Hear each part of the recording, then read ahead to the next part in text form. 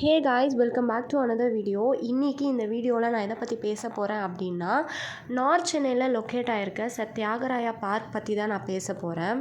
நிறைய பேருக்கு நான் ஏன் நார்த் சென்னையை பேஸ் பண்ணி வீடியோ போடுறேன் அப்படின்றது தெரியும். தெரியாதவங்களுக்காக சொல்கிறேன். நார்த் சென்னையோட இன்னொரு ஃபேஸ், அதாவது another side of north Chennai நிறைய பேருக்கு தெரியாமல் இருக்குது. நிறைய பேர் மிஸ்கன்செப்ஷனோட தப்பான புரிதலோடு இருக்கீங்க. அது மாற்றணும்னு நினைக்கிறேன். அது மாற்றுறதுக்கான முதல் தொடக்கம் தான் இது. இனிமேல் நிறைய வீடியோஸ் நம்ம சேனல்லேருந்து நார்த் சென்னையை பேஸ் பண்ணி வரும். நம்ம சேனலை சப்ஸ்கிரைப் பண்ணாதவங்க சப்ஸ்கிரைப் பண்ணிக்கோங்க. அப்போ தான் நான் போடுற ஒவ்வொரு வீடியோஸும் உங்களுக்கு தொடர்ந்து வந்துக்கிட்டே இருக்கும். And this is prime number 7 and me the Gunashree Sriramulu, voice of our place. இந்த பார்க் எங்கே லொக்கேட் ஆகிருக்குன்னா, பழைய வண்ணாரப்பேட்டை அப்படின்னு சென்னையோட ரொம்ப பழமையான ஏரியாவில் ஒன்று. அங்கே முன்னாடி வண்ணார் மக்கள் தான் அதிகமாக இருந்தாங்க. அவங்க துணி துவைக்கும் வேலை பார்த்துட்டு இருந்ததுனால அந்த இடத்துக்கு பேர் வண்ணாரப்பேட்டை அப்படின்னு பேர் வந்துச்சு. பிரிட்டிஷ் காலத்திலேயே இந்த ஏரியா ரொம்ப பிஸியான ஏரியா.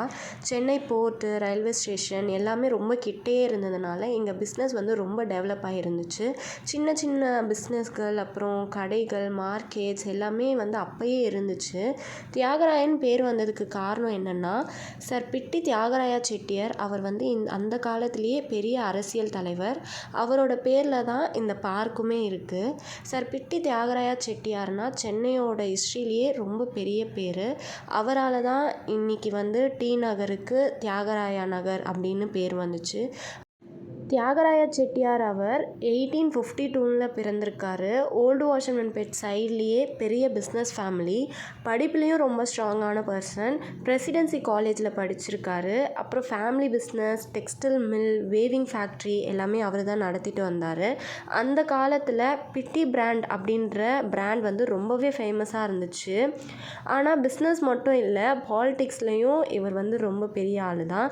1916 ஜஸ்டிஸ் பார்ட்டி ஆரம்பிக்க முக்கிய காரணமாக இருந்தவங்களில் இவரும் ஒருத்தர். டாக்டர் TM நாயர், நடேச முதலியார் கூட இவர் சேர்ந்து நான் பிராமின்ஸ் மக்களுக்காக வாய்ப்பு கிடைக்கணும் அப்படின்ற மூமெண்ட்டை ஆரம்பிச்சிருக்காங்க.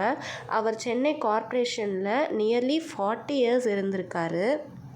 அப்போது சிட்டிஸ்க்கு நிறைய டெவலப்மெண்ட்ஸ் நடந்திருக்கு. ரோட்ஸ், ட்ரைனேஜ், எஜுகேஷன் மாதிரியான நிறைய டெவலப்மெண்ட் நடந்திருக்கு. அது எல்லாமே நடக்கிறதுக்கு காரணமாக இருந்தவர் சர் தியாகராயா அவர்கள் தான். அதனால் மக்கள் அவரை ரொம்பவே ரெஸ்பெக்ட் பண்ணியிருக்காங்க. TNPSC கரண்ட் அஃபேர்ஸ் எஜுகேஷனுக்கு அவர் ரொம்ப இம்பார்ட்டன்ஸ் கொடுத்துருக்காரு. வாஷர்மன்பேட் சைடில் ஸ்கூல் ஆரம்பித்தார். அதுதான் லேட்டர் சர் தியாகராயா காலேஜ் அப்படின்னு வளர்ந்துச்சு. நார்த் சென்னை ஸ்டூடெண்ட்ஸுக்கு அந்த காலேஜ் இன்னமும் ஒரு முக்கியமான காலேஜ் தான்.